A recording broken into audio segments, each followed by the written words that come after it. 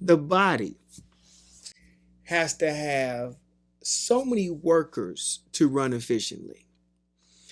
If you think about the body and think about how the brain, the heart, the stomach, the blood vessels, the muscles, the veins, how they all have to work in contrast to make your body run properly.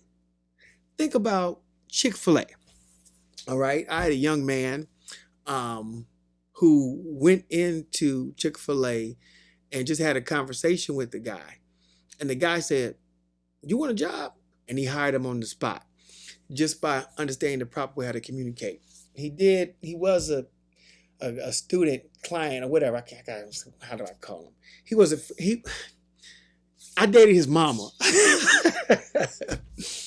and he actually used some of the communication techniques that we talked about before I broke up with her.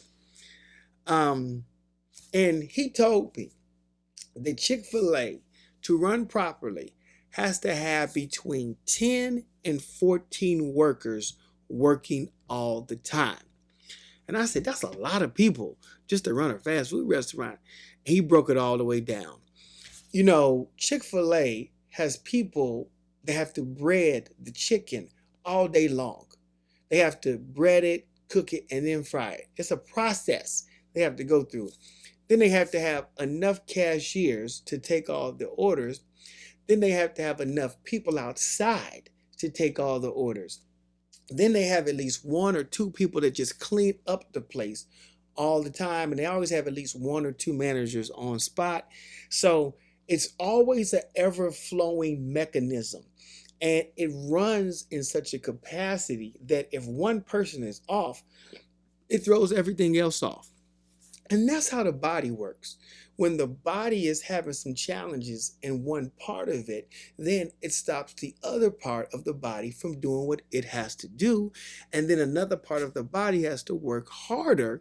And then that could wear that part of the body out.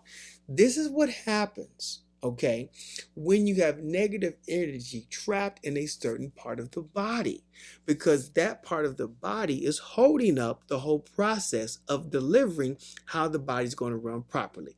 Think about if you have negative energy trapped around your heart, how are you going to help someone else be better when all of that stuff that's in your heart is not flowing properly to your mouth or your brain? Think about it. We don't realize how one thing could mess up every other thing. And when you have negative trapped emotions that have been holding you so long and so bad and holding you down, when will you ever be able to get up?